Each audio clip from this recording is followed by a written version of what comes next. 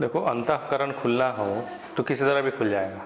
तुम्हारी ज्ञान चक्षु खुलना हो तो तुम कुछ भी देख के खुल जाएगा ज्ञान चक्षु। किसी को भी देखोगे ना तो तुम्हें लगेगा भाई मतलब तुम्हारा आँख खुला। और नहीं देखने और नहीं खुलने वाले का तो आप देखते हो, दिन रात हम देखते हैं और हमें थोड़ा सा भी हमारे माथे पे सिकिन नहीं होता है कि क्या हो रहा है नहीं हो रहा है समाज में।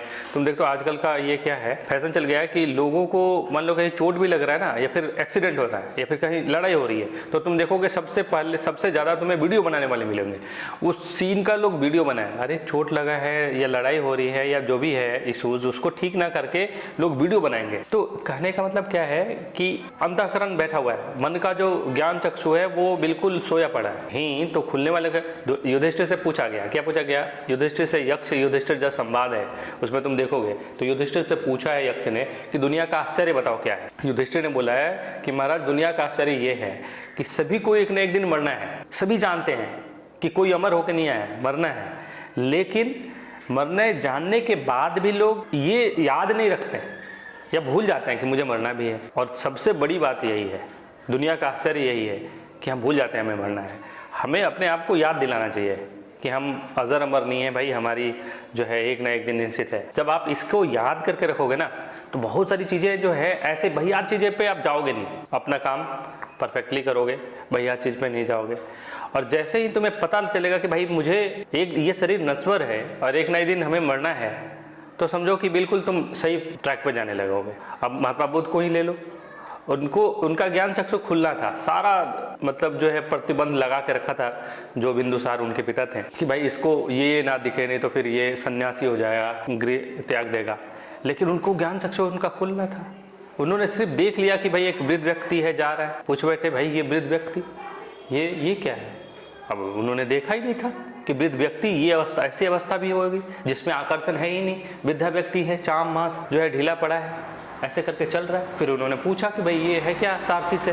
सारथी ने बोला महाराज ये तो तीसरी अवस्था है कि हर कोई बच्चा जवान के बाद बुढ़ापा आता है और लोग बूढ़े होते हैं, तो यानी कि मैं भी बूढ़ा हूँ। तो ये बड़ी बात, अब यही क्लिक कर गया उनके माइंड में, सब कुछ छोड़ दिया, संन्यास ग्रहण कर लिया। और हम और आप कितना देखते हैं, क्या क्या नहीं देखते हैं, थोड़ा सा भी जू नहीं रखता। तो सबसे बड़ी बात और सबसे इम्पोर्टेंट बात क्या है कि हमें ये याद दिलाती रहनी चाहिए कि हमें एक ना एक दिन मरना है। अब ये याद दिलाते रहोगे ना तो तुम जो है अपना काम बिल्कुल परफेक्ट करोगे। और मैं तो बोल रहा हूँ कि भैया चीज़ों से बचे रहोगे, कटे रहोगे, आकलन करोगे कि भाई ये मेरे को जाना है तो क्या करके जाऊँ, क्या क्या किया। कहते तो यहाँ तक है कि बिस्तर पे जब सोने जाओ उस समय एक बार याद करो कि आज जो मैंने दिन बिताया है उस दिन में मैंने ऐसे क्या क्या काम किया है, सार्थक हो मेरा जीवन। और ऐसे करके अपने जीवन जीना चाहिए।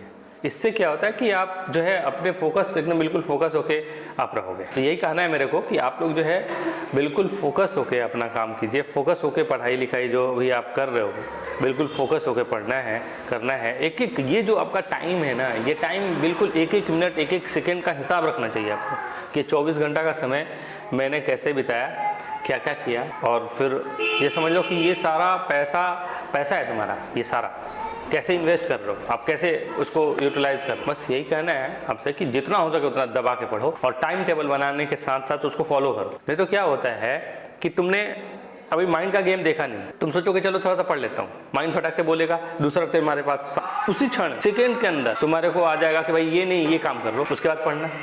अब तुम वो काम करने गए तो फिर गए, पढ़ नहीं पाओगे।